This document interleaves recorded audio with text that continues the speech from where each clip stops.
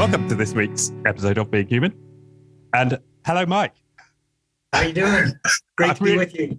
I'm really good. We were just talking off air about, I sort of challenged myself to not give you an intro, which feels like really uncomfortable. I want to big you up, but there's something much more natural about just saying hi. And this will relate to something I'm sure we get into, is about ego and our relationship to ego, and how that contributes or otherwise to our happiness. So yes, we're having this call. You've written this book, One People, One Planet, six universal truths for being happy together.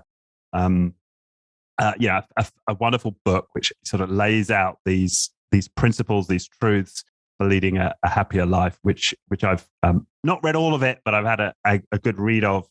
Plus, of course, there's your whole backstory of entrepreneurship and what you've done in the world and the contribution you've made.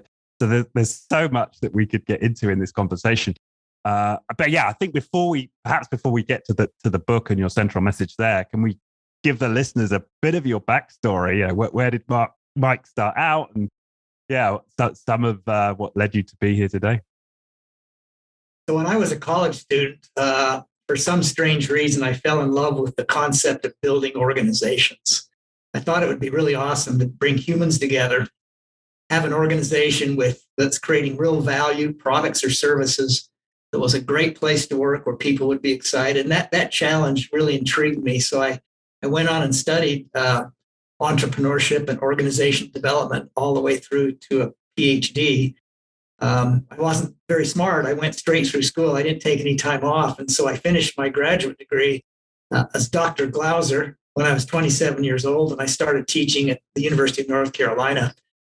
And in my first class, I turned around. It was an executive MBA class, and it was clear I was the youngest guy in the room by probably 15 years. And so I thought, if I'm ever going to be a thought leader in this field, I got to leave the safe harbor of academics and go out into the real world. And so I stayed 4 years, had a great experience, but then I went out to actually build companies.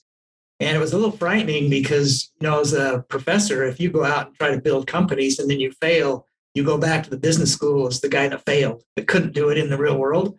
All right.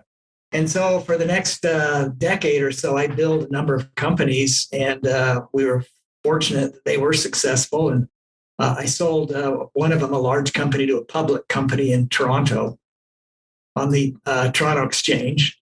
And so then I was free to do whatever I wanted. And so I went back to academics, and I was really shocked that what was being taught in entrepreneurship had nothing to do with what I had just done as an entrepreneur. It wasn't the real world. And so I started what I call this oral history project. I've been interviewing entrepreneurs all over the world and recording them with high definition video. And we have thousands of those. And we use that database then to create curriculum and training programs. So we have university courses, we have high school courses, we have some corporate training courses, government courses, and we basically teach people how to start and build businesses and earn their independence and freedom and do things that they love and are passionate about. So I've been doing that most of my career since I sold those companies. Wow. And that just seems like such a far more sensible way to do it. Build from the bottom up and build insights from people who've actually successed or had experiences of failure in business. That seems to make a lot more sense. Yeah, it was a great experience. We learned a ton. The company we finally sold, we had about 600 employees. It was a multi-million-dollar food company, and we sold it to the public company in Toronto. And it was interesting. I had 3 offers on the company at the time, and they said, there's two conditions that are deal killers. Number one is we're moving the office to Dallas. We don't really need your staff, and everyone was okay with that. And I didn't really want to run a company I no longer owned. And then he said the second condition, and this is a deal breaker, is you have to take cash. And I thought, really? Okay. I thought they were going to offer stock in the company, and they had a lot of cash they had raised, and they needed to spend that cash. And so they wrote a very big check, and the next week I was gone. Wow. What about your poor staff, though? Did they all get fired? Well, they kept They moved the executive staff, and all of my colleagues were interested and willing to move on. They were people with like a PhD in biochemistry and very talented people. And they had a lot of opportunities, and they did well with the company. And then they kept everybody else. They kept all the employees that were working in the company. Oh, great. And so what was... Just the executive team that didn't... Most of them didn't want to move, and everyone went off and did their own thing. Yeah. And what did you... Okay, so was that... So you said you started several. Were there some companies before that? Yeah, I started a company in the real estate industry. I've started some consulting firms, started the wholesale and the retail food company. And, today I still own a real estate development company, and I own this online curriculum development company. Wow. And, wow. So I still have my hands in several things. And I know this is almost impossible to do, but what are the top 3 factors that you think made a difference in the success of those businesses? Well, it's actually all outlined in my book, Main Street Entrepreneur, which was came out in 2016. But we traveled across the country and by bicycle, as you and I discussed, and interviewed 100 entrepreneurs and tried to see if there were common elements that led to success that were not present in the startups that failed. And so we outlined what those are. But the first one is you have to be very, very passionate about what you're doing. Starting a business is hard work, and there are lots of opportunities to quit. And if you really believe you're making a difference, you're doing something you really love, you're making a difference in the world, you're creating jobs for family members, whatever that purpose is, that has to be really strong and get you through the hard times and the peaks and the valleys of entrepreneurship. And then you have to start a business in an area that you understand. You have to build on what you already know. People start businesses in industries they have no knowledge of, and those are the ones that tend to fail. So if you've been working in an industry, what are the problems that you've seen? Can you get customers to commit to your product or service before you even start the company? And so we have a model in the book. It's called the NERCM model. You have to have identified a primary need. You have to have experience. You have to have customers saying that they will support and vet that business. You need a financial model that works. And so we call that a true business opportunity versus just a pipe dream or an idea. Right. And then, you have to build the right team. You're not going to have all the skills yourself that are needed to start a company. And so you bring in people not that are like you, but they're different from you. And you have to build the right kind of team and cover all the bases. You have to be very, very frugal. Most startups don't get funding, and so they learn how to bootstrap and finagle, and they become the low-cost provider in their industry. Some companies borrow a lot of money, take on a lot of debt, take on a lot of partners. And if you have a lot of money, you tend to spend a lot of money. But if you don't have a lot, then you tend to focus on sales, early sales, and customer satisfaction. Right. So there's a handful of things like that we tried to practice in our companies. And I think they were keys to our success. Yeah, that makes a lot of sense. And it resonates with something I read about how the average age of a successful entrepreneur is 50 or something, or 52 or something. And that would tally with what you're saying is you've got to have experience in a sector. Yeah. You presumably you'd know customers who'd come with you, right? That would make sense. Yeah, if you look at the data every year, global entrepreneurship data on who is successful, as you go up the age demographic, the higher you go, the more success rate you see. So the lowest success rate is with the younger, 20-ish, teenage 20-ish, although some of them have big successes. But as you get up into the 40s and 50s, they know an industry, really, really well. You've worked in it. And you can get customers to commit to buy things before you even start the company and say, hey, if I do this, would you be interested? And we've seen so many entrepreneurs that have customers when they launch their company that have committed to already buy the product or the service. Yeah. So experience helps. Right. And I guess even with the young kids who are successful, the pact probably still applies, right? They've just got an experience in an emerging field where there aren't very many 40 or 50-year-olds who have that experience. Yeah, or then they bring in partners that fill in the gaps. And Yeah. then there's this concept we call user entrepreneurs. You can gain your experience by being a serious, regular user of the product line that you're interested in. You don't necessarily have to have worked in the industry. So, user entrepreneurs, they know all the products, they know which ones work, which ones they don't like, they know what the missing pieces are. And an interesting study I just read that after 50% of all businesses fail, and of those that succeed, more than half of them are serious user entrepreneurs. So they're only about 15% of the startup entrepreneurs, but the ones that survive, they're 50% of the ones that survive because they really like the products. They know the products. They use the products. Yeah. And so that's, experience doesn't have to mean you worked in the industry. It means you have to really, really know the product lines from the customer's perspective. Right. Yeah. That would make a lot of sense. And okay, what's your number one screw up in business that you learned from? Well, the first company I started was my least successful, and I was an industry I didn't understand at all.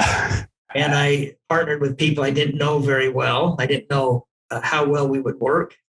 And I trusted them, and it just didn't go very well. It was a real estate company. And then I smartened up a little bit and started, the next company we started, my wife has a degree in health, fitness, nutrition.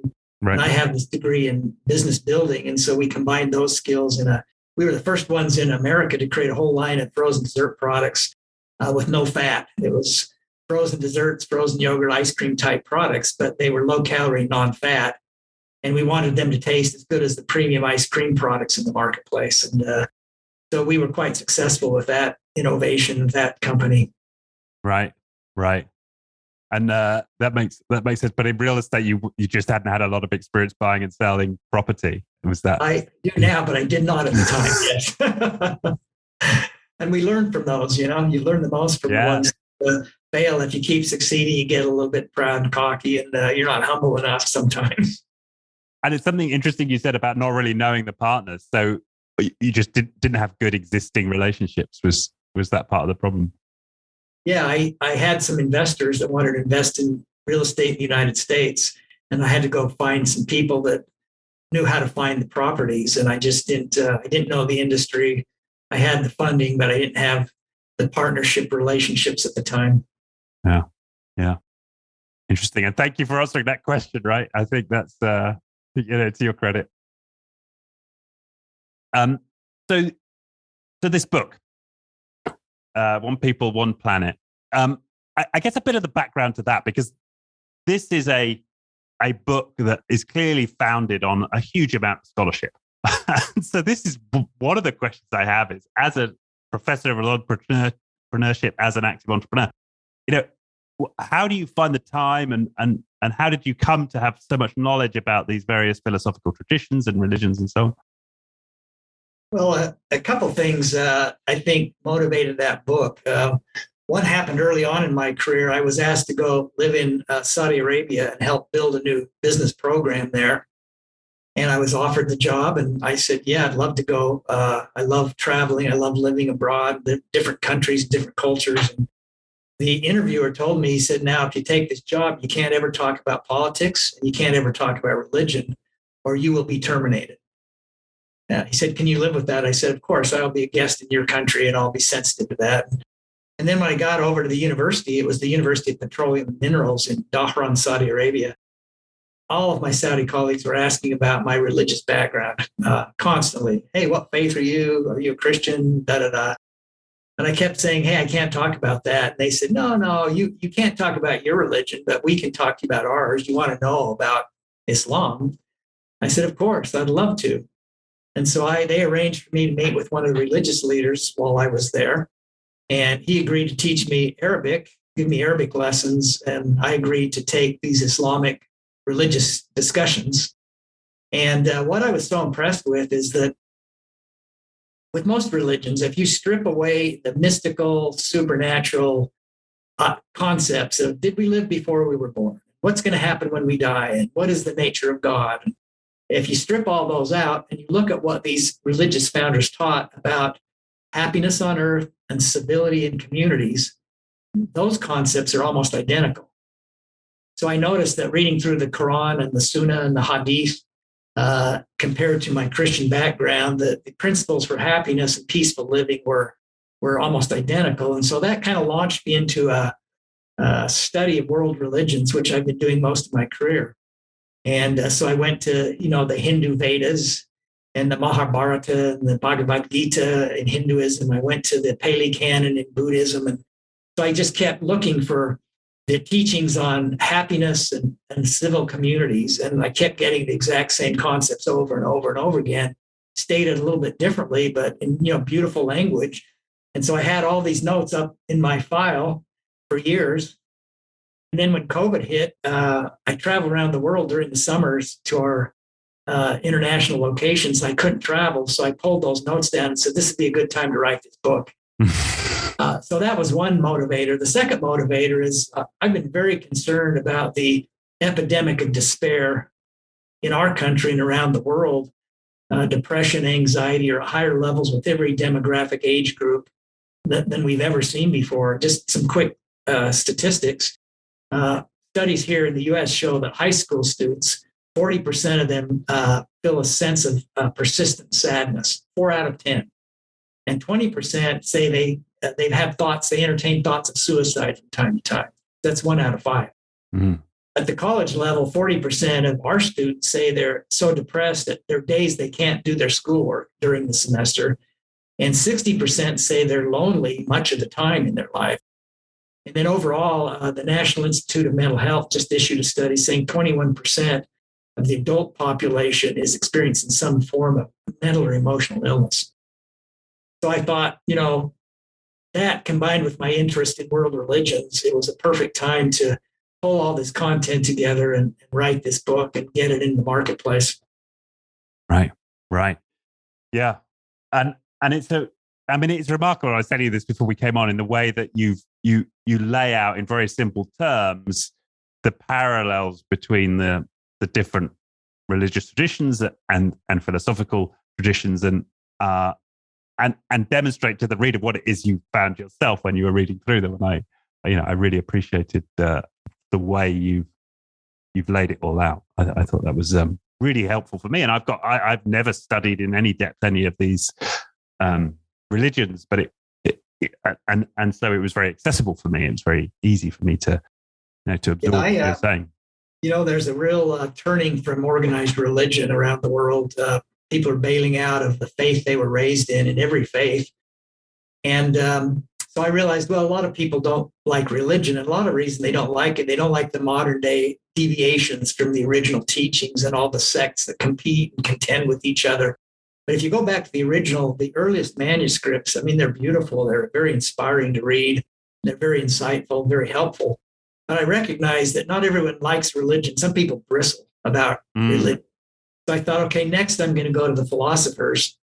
Maybe people will find that more palatable than the religious founders. So I studied the Asian philosophers, the Greeks, the Romans, Europeans. Again, found the exact same teachings on personal happiness and community civility. And then I thought, well, if you don't like religion or philosophy, let's go to science. So I went to the last 20 years of research in positive psychology, and there are thousands of articles and studies that vet these principles. University professors didn't want to study religious concepts or philosophical concepts. They were too soft. They weren't scientific enough. But they're actually now doing research showing that all these things that we're taught have a huge impact on our life. They make a big difference in real time. If you live one of these principles today, you'll be happier today. If you live all of them over time, they'll become a permanent part of our character, and we just become happier and more joyful, and we're able to live more civilly in our communities, our neighborhoods, and our families, and our organizations. So combining those three sources of knowledge, the writings of the religious founders, the teachers of the philosophers, the latest research in science, I thought, that's a good way to present these concepts that are believable to just about everybody. And then I try to write books that aren't boring, which is hard when I write business books. So I thought, I'm going to teach these principles through the stories of remarkable individuals that have turned their lives around from despair to genuine joy by actually applying the concepts. So the book has great stories. The principles are laid out I think, pretty clearly. And then the stories show the impact of the principles in people's lives. Yeah. Yeah. Yeah. No, I attest to that. Yeah, absolutely. And so, okay, so let's talk about these truths then. And maybe we should start with where we kind of opened in terms of this giving up the ego. Yeah, talk to us a little bit about the importance of giving up ego and in pursuit of happiness. So we've used the word ego in modern times to mean someone that's really proud, really self-centered, really high on themselves, really cocky. But the ego has been used throughout history in the religious texts and in philosophy. It's really a composite of all of our self-perceptions. It's what we think of ourselves. And those perceptions have come from our early life with teachers and with parents and with peers and with culture and the media. And so we have these images of who we are. And the Hindus and Buddhists call those fabrications of self. They're illusionary. They're not really what we really are or could become. So in addition to this fabricated self, we have this true self, which is really all about our human potential as human beings on this planet. There are many, many things we can do with our lives. But these self-perceptions, this false ego, limits us. We won't do anything outside of what the ego says we're capable of doing. And so the first concept of losing the ego is really giving up these fabricated images that I'm too tall or too thick or too thin or not good at this or not athletic enough or whatever. You let go of all those and you say, hey, I'm a work in progress and I can become many things. And I'm going to go out in the world and really have great experiences and think more about others than myself. When you do that, it's such a freeing experience. And the way that you really let go of that and realize this fabricated image is not who I am is you have to do things that are outside your comfort zone. You set a goal to do something that maybe you think you're not very athletic, you're not very coordinated, but you say, I'm going to go run a 5K. I'm going to start walking and running and whatever. Then you realize, hey, I'm different than I thought I was. And then that sets up a positive feedback loop. It's an upward spiral of then trying something else a little more challenging and then something else a little more challenging. And you keep getting reinforcement from these small steps and these small successes. And you come to realize that I can probably be anything I want to. I don't need to be bound by this fabricated set of self-perceptions. It's kind of like, problem with the ego is we think about ourselves all the time. We get up in the morning and look in the mirror and how do I look today and what kind of clothes should I wear and am I going to say the right things at this meeting? And we wonder at the end of the day if people like us. And it's like we're on this claustrophobic treadmill of self-centeredness. It's kind of like we're the actor in our own movie. And when you can shed that and get rid of that, it is such a freeing, liberating, joyful experience. And so the first principle starts with ourselves, realizing that all these thoughts we have that came from maybe our parents or teachers. It's not necessarily who we need to be in this life. Yeah. And you demonstrated that beautifully at the start of this interview because you said to me, hey, you don't need to introduce me as Professor this and just say hi, Mike. And actually you pushed me to get out of my comfort zone because there's probably part of my ego that likes the fact, I'm interviewing this august professor, but you just said, hey, call me Mike. And you're right, it has this freeing quality, doesn't it? Just in that kind of micro moment, I experienced a bit of that. I've got one of my favorite stories in the book is a very good friend of mine now, David DeRocher, who spent 20 years in prison in Los Angeles. And he just developed this image that he was the toughest, meanest, baddest guy. He did a number of sequential prison terms, 2 years, 3 years, 5 years, 10 years. And then he finally was arrested and had a 29-year sentence.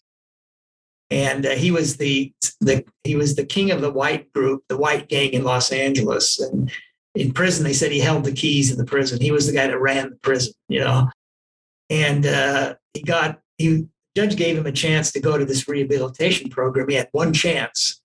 And he said, if you screw up, you're coming back to serve all 29 years. And he got out and realized that he always really liked people. And when he was younger, he was a decent guy and he cared. And he got this image from being in the wrong crowds and from committing crimes. And he was able to give up that image of Dave DeRocher, bad guy.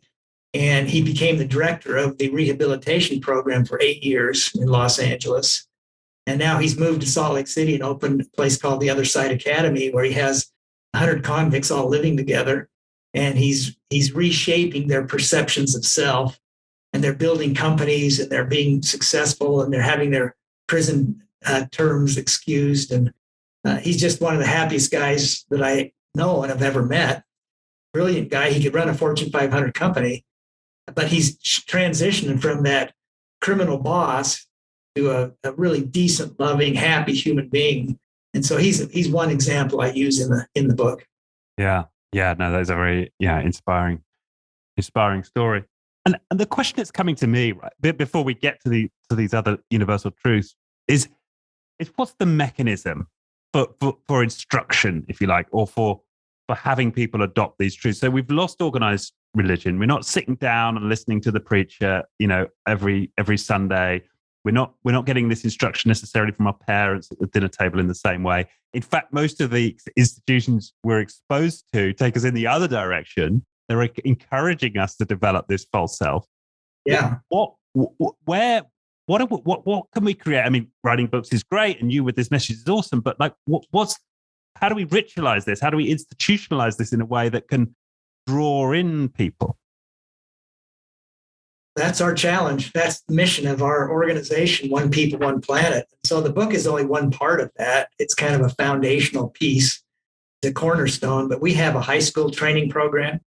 We have a college training program, a college course in happiness and civility. We have a public course. It's on our website, onepeopleoneplanet.com, that people can go and watch all these videos of all these individuals. And then we have a corporate civility program that organizations can implement to teach these concepts, to create stronger cultures with better relationships in organizations. And then, I do a lot of podcasts and public speaking, and we're evangelists. We're out preaching, Yeah, I guess that's right. That this is the new pulpit, right? In a sense. Yeah. Yeah. That makes sense. And it also makes sense to piggyback on the institutions that do exist, like corporations, schools, that people are participating in. So yeah, absolutely. Yeah, no, that makes some sense.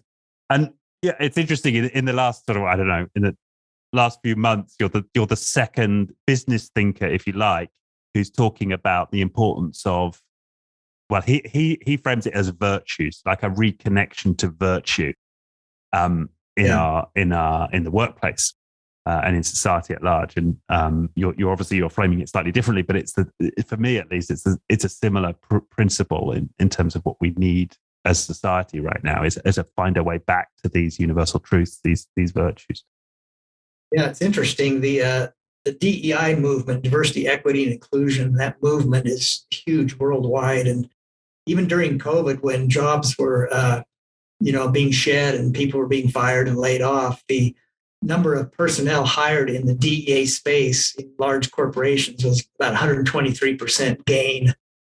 And the challenge, it's having some challenges. It's a pretty new movement, but they typically get people together, and the criticism it tends to emphasize is group membership based on something that has nothing to do with performance, on immutable characteristics like, race or ethnicity. And I think it's really hard to mandate virtue. It's hard to mandate civility. It's hard to enforce it, monitor it. It only comes as we develop civil values and we internalize civil values.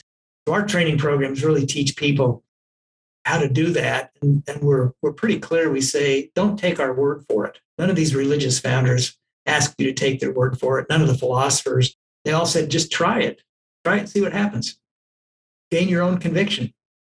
And that's why I love these concepts. One of them is doing good deeds daily. If you get up in the morning and instead of thinking about self, you say, is there someone that might need something from me today? And you go out looking and being generous and willing to, maybe you're going to carry some groceries or shovel someone's walks or give up your seat on the bus or maybe call a friend that you think might be struggling. You will be happier for doing that day. Yeah. And so our message is, hey, just try it. Let's do an experiment for 30 days. Try doing some of these things and then keep a journal and say, am I happier because I did these things? And we're convinced you will be. Yeah.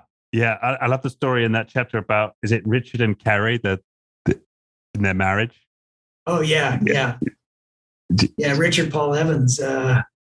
I can briefly tell that story. Yeah, sure, please. He's a good friend of mine. He's a New York Times best-selling author, and his career just took off. He got huge advances from publishers and had bestsellers, and he was traveling a lot. His marriage started to unwind and unravel because they weren't together, and he was becoming famous, and they got to the point that it was so severe they just thought there's no way to save this marriage, and it broke him up because he didn't want that. He wanted to stay married. He wanted to figure out how to repair it. He was in a hotel in Atlanta. They had a very serious fight on the phone, and he just thought, I got to do something. I got to try one more time. I can't give up. He said he got a clear impression of what he should do. And he went home, and the next morning, he said he went home to a very chilly house and got up and said to his wife, Carrie, is there something I can do today to make your life better? And she said, what are you talking about, Richard? He said, no, I'm serious. What can I do to make your life better? Please trust me. Let me do something. So she said, okay, go out and clean the garage. So he went out for a couple hours and cleaned the garage. The next day, Carrie, what can I do to make your life better? And she said, clean the kitchen. So he cleaned the kitchen. And after about a week, she said, what's going on here, Richard? And he said, I want to save this marriage, and I want to, be the kind of person you need. And then she broke down and said, hey, I think it's my fault. And so then she started doing the same thing. Richard, what can I do to make your life better? They just started paying more attention to each other and doing good deeds for each other daily. And within a few months, he said, I really, really love my wife, but I also really like her now. And they've been married ever since, and they're happy. And, good. He swears good deeds, doing of good deeds saved his marriage. Yeah. It sounds like, and it's such a simple idea. Yeah. What can I do today to help somebody or do a good deed? It's it's simple all the way through, isn't it? It's, I think that, yes, the simplicity I love about, what you've articulated here. Yeah, and a lot of people, will look at the book and say, well, I know these things already, but the question is, are we doing them? The book is to outline them in one place and try to get people committed, motivated to actually do them. Yeah. And then I think it spreads. Yeah. Yeah. One of the truths I had a question mark around was this refrain from judgment. So on the one hand, I know experientially, right? If I've got hooked on someone and I know I'm in a negative judgment about them, I find that if I get myself unhooked, it liberates me. I return to a more loving state, and it's a good thing to do that.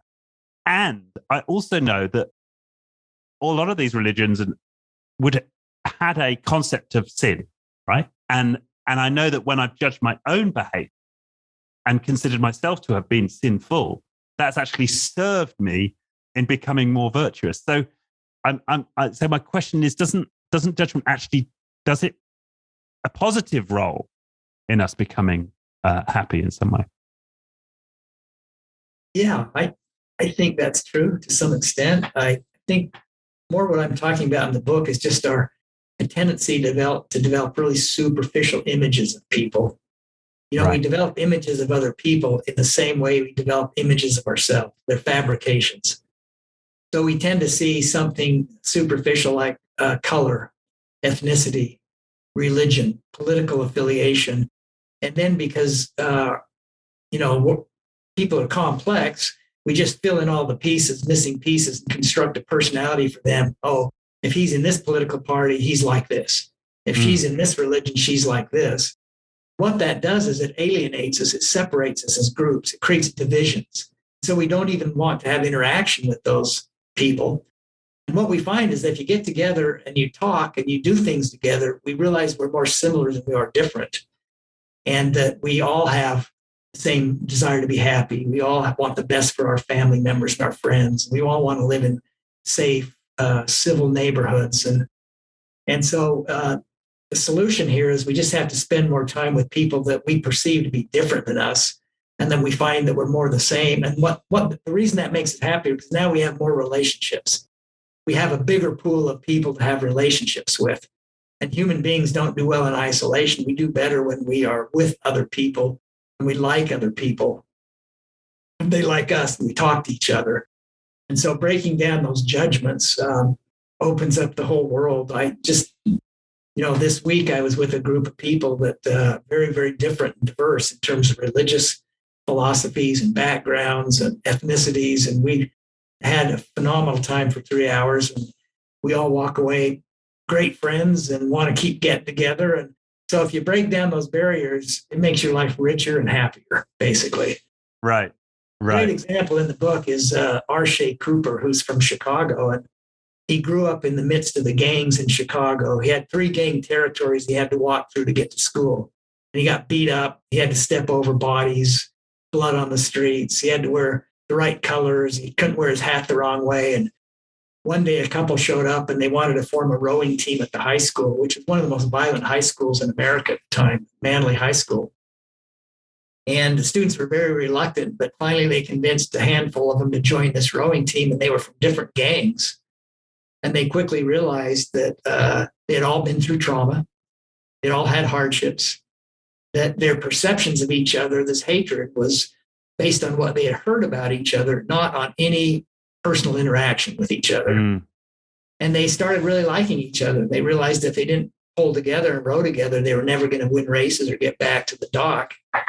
And it was so successful, them all becoming great friends, that R. Cooper said, I think this might work with the Chicago Police Department.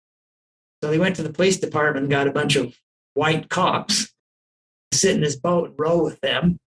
And the same thing happened.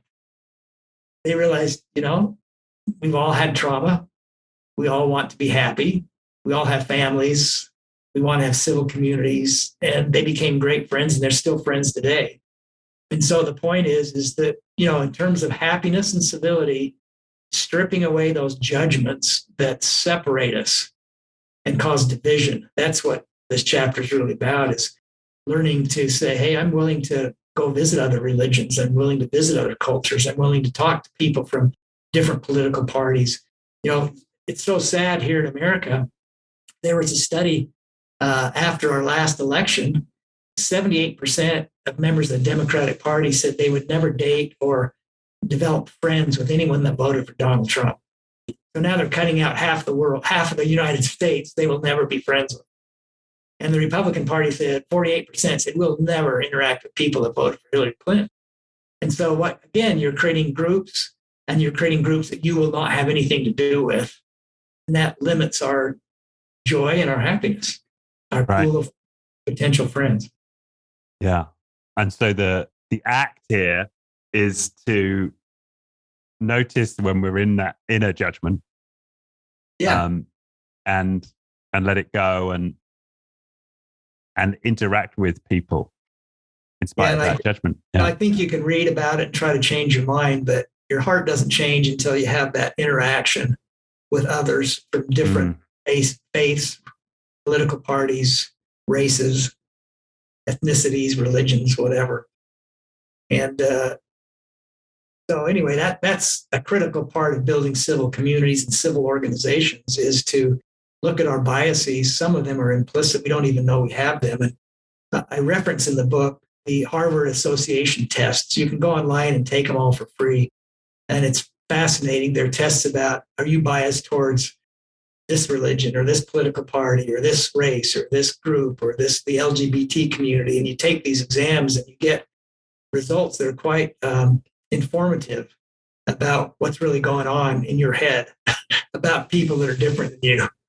And anyone can go do that. I'd recommend that people go and try it. Yeah, no, that does make sense. Like holding a mirror up to our prejudices.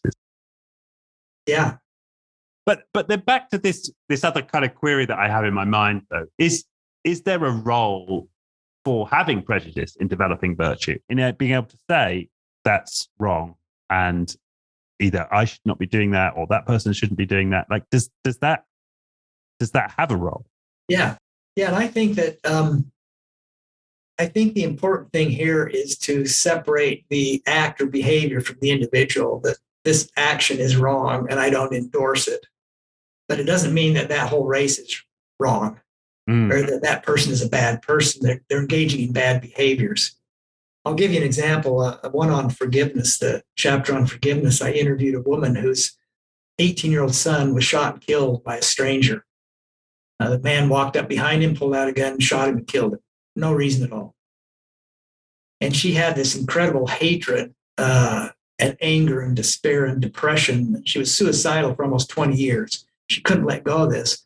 And she hated the Hispanic community because the guy that shot her son was Hispanic. She hated everyone.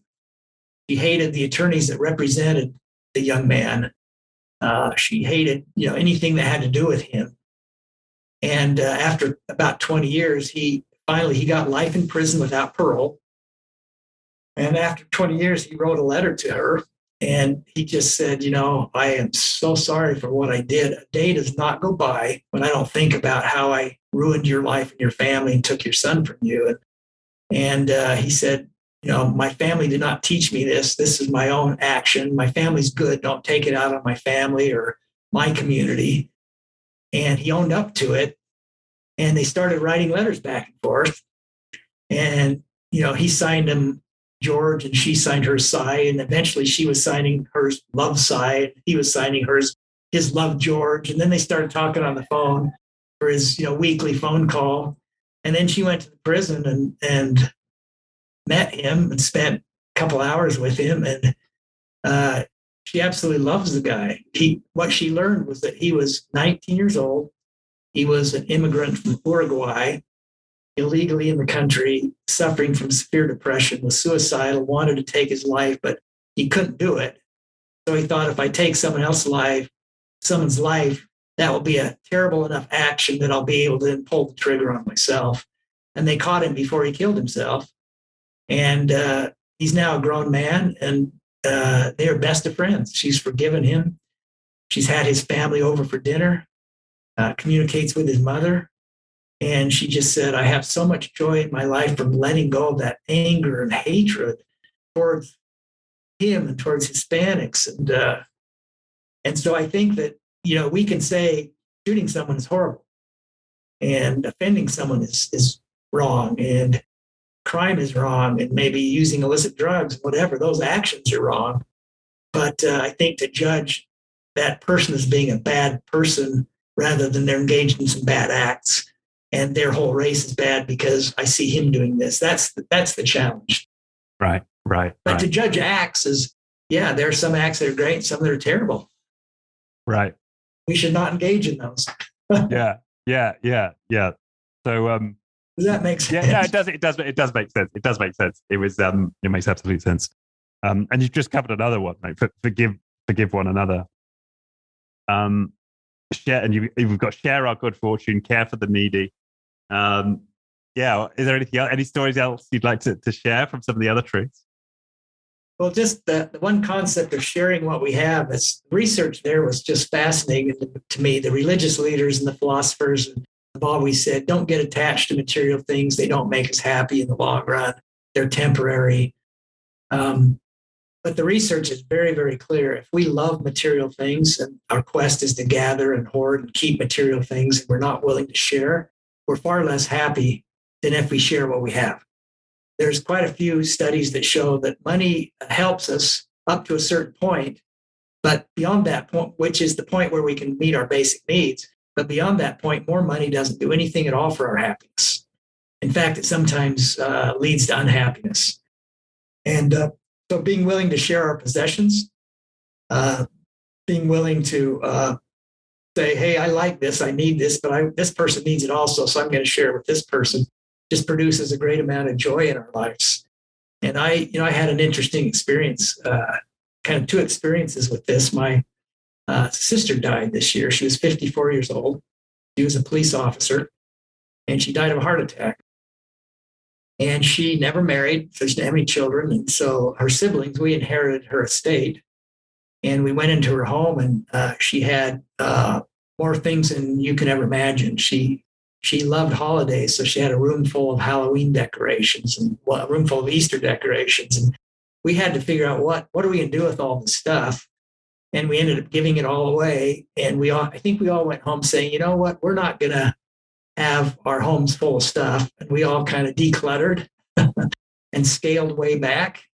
And then we remodeled our home shortly after that. And we had to move everything out of our closets and our kitchens. And so the painters and the flooring company could get in there. And when we went to put it all back, we said, we're going to sort through this. And if we're not using it regularly and we don't need it, we're not going to keep it. We gave away probably 80% of our possessions. And our home is really clean and decluttered, and it's joyful to walk in there. And, I gave away suits and things I hadn't worn for 10 years. And so the research is clear that becoming really attached to material things does not increase happiness. It even can decrease it. And being willing to share what we have with others, that we're all one community, produces greater joy. It's that simple. Yeah. Yeah, I do know, and I know that feeling myself of when I just give perfectly good things away, right? There's just there's a joy that comes with it. Yeah, you're absolutely right. There's a couple of pairs of yoga shorts I've got where I did yoga, and I'm not wearing them, so I just gave them away. They're perfectly good, but I gave them away this morning, and just instantly gave me a feeling of gratification because they're perfectly good. They're sort of as new, and I know somebody else will get some joy from them. So that's why you're smiling so big this morning. Wearing the yoga shorts. Exactly. It's important. The other query I've got here is the role of God or connection to a higher power, or so that seems to not be here, right? One of the truths isn't build a connection with something beyond. Is there a reason that's not in the book?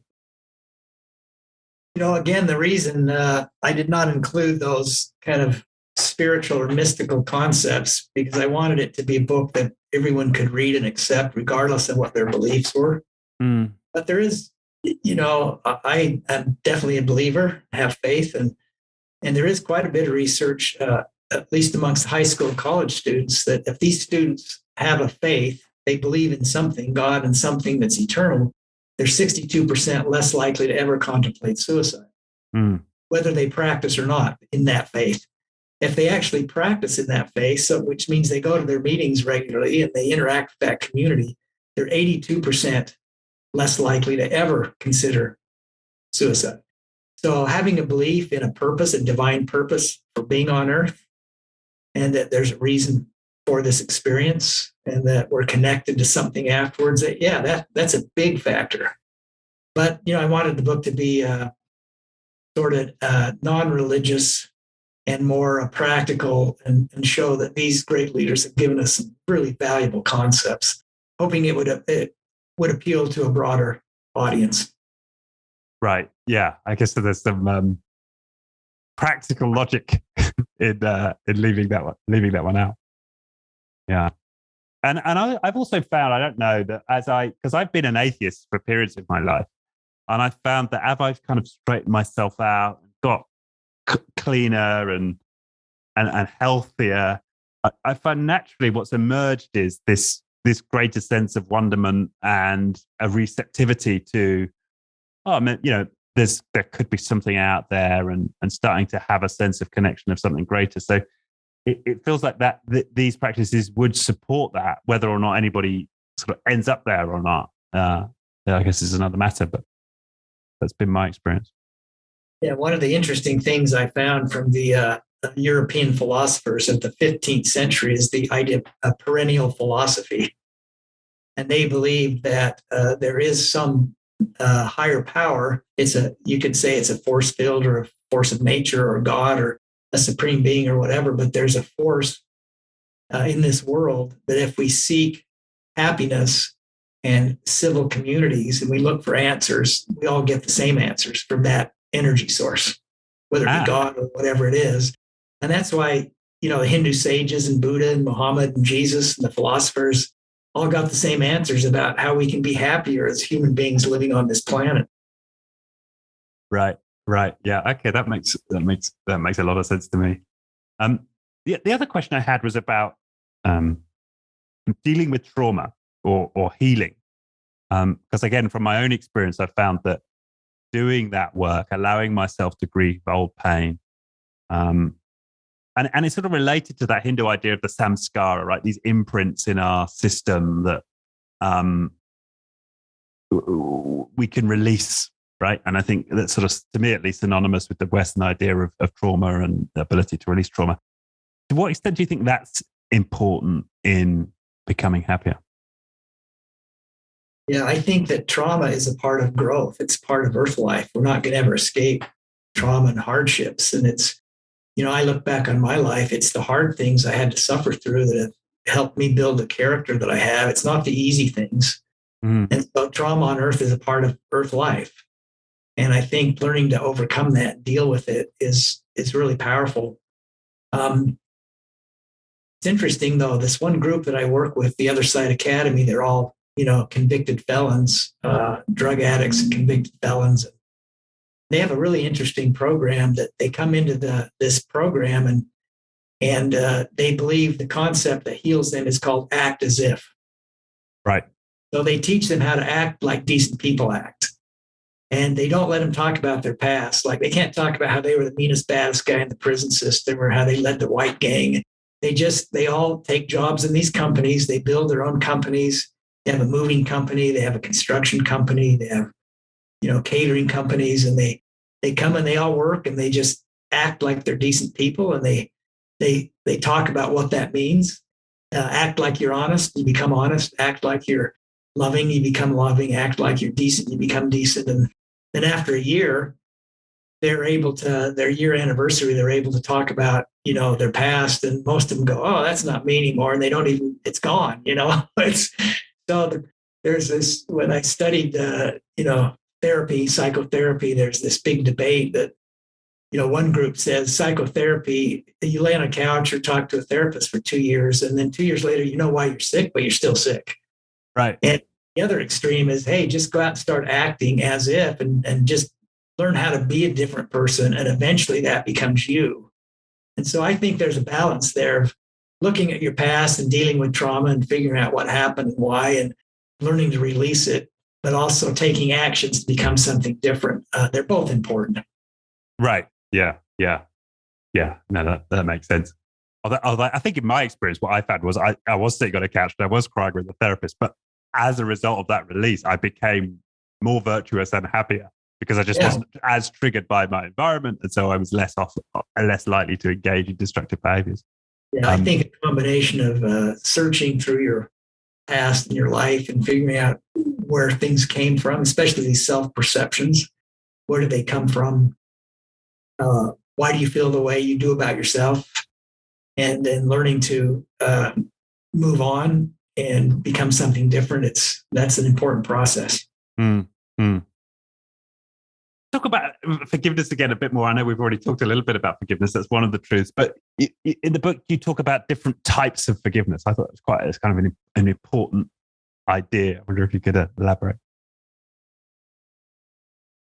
Well, yeah, I think there's a misconception that forgiveness means you do it for the other person and that then you have to develop a relationship with them. But forgiveness is something we do for ourselves. The research is quite clear. As we hold on to anger and we refuse to let go, that it kind of cankers our souls. It's like drinking a poison ourselves and then waiting for the guy over there to die. But the guy over there could care less if you're mad at him or her, it's not hurting them. And so the research is pretty clear that, forgiveness is something we do for ourselves to heal ourselves. And we don't even really need to interact. We don't need to reestablish a relationship with someone that's hurt us. We don't need to reestablish a relationship with someone that has abused us. But we have to let go of that terrible anchor that's cankering our own soul and say, hey, I can change and I hope they change someday, but I'm not gonna hold on to this emotion because it's causing all kinds of chemical reactions. It's affecting me physically, physiologically. Yeah. So it's something we do for ourselves. It involves, several steps of, what happened? Why did it happen? Why do I feel the way that I do? Can I cut this person some slack and know that they will be different in the future? They can be different. And I'm going to just let it go. And, there's some steps that people can take that therapists recommend, forgiving others or forgiving ourselves. One of the things we have to do is forgive ourselves, which is harder, I think, than forgiving other people. And so they have some things that we can do to learn to move on. And it just makes us healthier, it makes us happier, makes us healthier emotionally and physically, to not hold on to anger or hard feelings. And it's interesting, Buddha was really big on this. He had the concept of impermanence, that nothing is ever the same from day to day, that our physical world is changing, that we're all changing. And there's a story, I wasn't able to confirm that it actually came from Buddha, but there's a story in Buddhism where he was sitting talking with some of his followers, his disciples, and a man came by and started screaming at him and spit on him and yelled at him and told him he was a horrible man. And then he walked on, and his disciples were concerned that he didn't take the guy on. He didn't fight with him. And the next day the guy comes back and he says to him, he says, "Hey, what's next, my friend?" And he goes, "What do you mean?" He says, "What's next? What are you going to do next?" And then he walked away. And then the next day he came back and said he apologized, that he had said what he said because what he had heard about Buddha, not because of anything that he had seen the Buddha do. And so Buddha's point is that we're all changing, and let's let him change. Let's not fixate him in a certain place because of a one act that we saw. And he has this cool concept. He says there's three kinds of people in the world. There's people that are like a line etched in stone. It's kind of a permanent line, hard to go away. There are people that are like a line etched in sand, and eventually it goes away and dissipates. And then there are people that are like a line etched in water, that it quickly goes away. And the key is to learn to not take offense in the first place. But we're all works in progress. I offend you, you offend me. I hope someday, I know you can be different someday. I hope that you are and will be, and I'm not going to hold this against you. And so that's, what I've learned about forgiveness in these readings. Yeah, I love that. I love that story. The other idea I really loved, which I came across for the first time, which I think connects to one of the truths in terms of care for the needy, is this idea from Confucius, Ren. I wonder if you could talk about that. I'd not heard of that before. Ren, Confucius was an amazing guy. He's had a bigger influence on Asia and the world probably than anyone, his philosophical concepts. And the historians say that he didn't create any of these. That was the culture at the time. But he was able to articulate it, and it was put in writing as a result of his teachings. But Ren is a concept of being an overall decent individual, of being warm, caring for others, believing in community, wanting to contribute. It's a kind of a catch-all word for being a decent citizen and making a contribution. It's more than just being kind or doing good deeds. It's the overall development of a character that adds value to a neighborhood and to a community through decency and kindness and giving and serving. And is there a particular story that comes to mind that best embodies that idea of Ren for you? Well, I think one of my very finest friends exemplified that his whole life. His name is John Brewer. And he was hit by a car and paralyzed when he was 23 years old. And he was quite an avid surfer. He was on his way to Hawaii to participate in competitions and was hit by a car. And he was this real confident guy. He kept saying, "I'm going to walk out of this rehabilitation center." And finally, a doctor said, "John, you got to face reality. Your spinal cord has been severed. You're not ever walking out of here." He said, "My goal for you is to get you to sit up in a chair by yourself, maybe push yourself around." And he got so depressed that he just said, I don't want to live in a wheelchair. I don't want to live as a paralyzed individual. And he had a good surfing buddy. His nickname was Sticky Jimmy. And Sticky Jimmy made a substance you put on surfboards to hold your feet on the board to make them a little stickier. And Jimmy comes to the rehab center and kind of breaks him out, carries him out to the car and drives him down to the beach. And they sit there and they both start crying, knowing they're never going to surf together again. And John said when he saw his friend crying, and he started crying, that the tears formed prisms, and he saw all the colors of the rainbow out on the water, pink and yellow and orange and green and purple. And he had this epiphany that he could do this, that he could live as a decent person in a wheelchair, that he could have a good life. And as he started trying to figure out how to do that, he realized that he had to completely get over himself and had to think about others all day and how he could contribute value to their lives. Because when he thought about his condition, he got real depressed.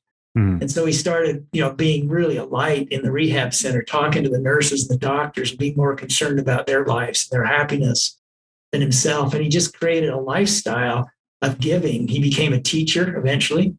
He was able to have some children, got married, and being with him was like sitting down with, a wise sage or like the Buddha himself. He was just so bright. You could feel the love was actually palpable. You could feel it. And he was one of my great role models. Unfortunately, he just recently passed away. But he was one that I say exhibited Ren his entire life from his injury on. And it's interesting that he's told me many times that he would not be the kind of person he was if he hadn't been paralyzed in that accident. So the challenge is for us, you and I and others, is how do we become like John Brewer without having to go through a tragedy like that? Right. Yeah.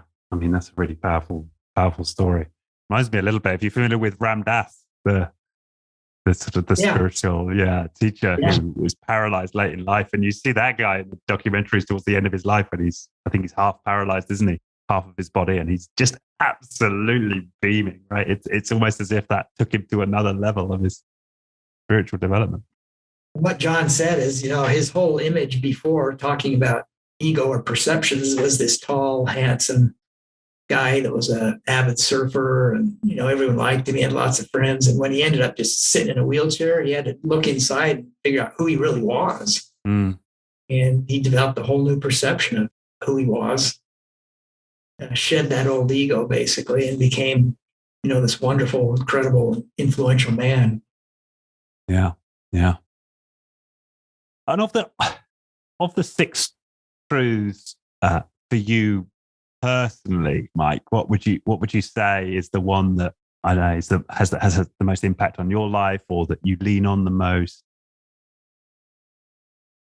I think the idea of constantly looking for good deeds, doing good deeds with strangers, random acts of kindness, and then maybe at a deeper level, finding someone that really needs our help, that might be suffering, and just focusing on others and going out and being a bright light in the world, smiling, saying hi to people, doing what we can,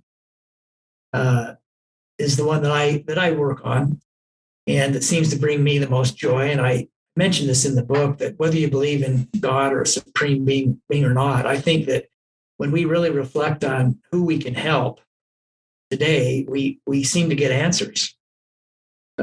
Those are the prayers that are answered the most, as opposed to saying, God, give me this or give me that, or I want this job. Or that Ferrari comes a little slower. But if we say, if you're a believer in God, how can I contribute today? Give me some feelings about who might need me. It's a pretty good day, and you have a lot of really interesting, powerful experiences, and you realize, that we have value. This quick story, I don't want to toot my own horn, but I was in a restaurant in Kansas when we were traveling across the country, and we had this wonderful waitress, and she told me she had just moved to the city, and it was her birthday tomorrow, and she was going to go hike a mountain. And I just sensed some sorrow in her eyes, and I gave her a very big check. It's way bigger than the meal. It's 5-10 times bigger than what the meal cost. And she started crying and thanked me. And then she looked me up. She found me through social media and told me that she had just been through a tragic relationship. She was depressed, and she was trying to decide if she wanted what she wanted in life, if she wanted to live, and that my act of kindness completely reframed her, that the world is good and that there are people that care. And, I just felt impressed to do that. So we can have experiences like that every day if we want to. Yeah. What a powerful story. Yeah. It's a reminder, and again, of how simple this stuff is. Right? If we can just ask ourselves, right, how can I be kind today? Who could I help today? That's so simple, isn't it? It's pretty basic stuff. Yeah. Wonderful. Okay. Well, Is there just as we close out here? Are there anything you'd like to share we haven't touched on that you'd like to impart from this journey?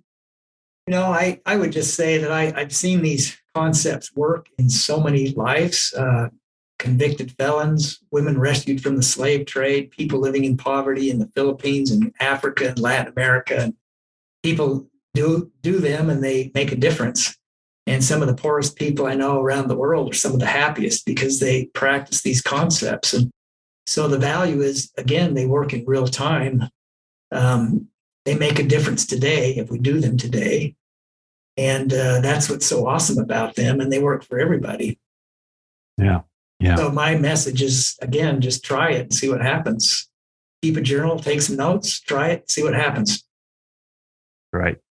Thank you, Mike. And we'll put a link to the book, One People, One Planet: 6 Universal Truths for Being Happy Together. The website you mentioned, just share that again for our listeners if they want to get into the programs that you're offering. Yeah, it's the same name as the book, onepeopleoneplanet.com. Onepeopleoneplanet.com, right? You can see videos of all these people, David DeRocher, Seisnar, John Brewer. We have a whole hours of videos of therapists, social workers, doctors. We have a full program of how you can develop these 6 principles into your life with really inspiring messages. Yeah. Okay, wonderful. Thanks again. Thank you so much. You're an embodiment of the power of these principles, right? You're beaming. It's wonderful to be with you. You seem to be an extraordinarily happy soul. So you're walking your talk. Well, thanks for having me. I love talking to you, and I hope that our conversation helps some people. Thank you.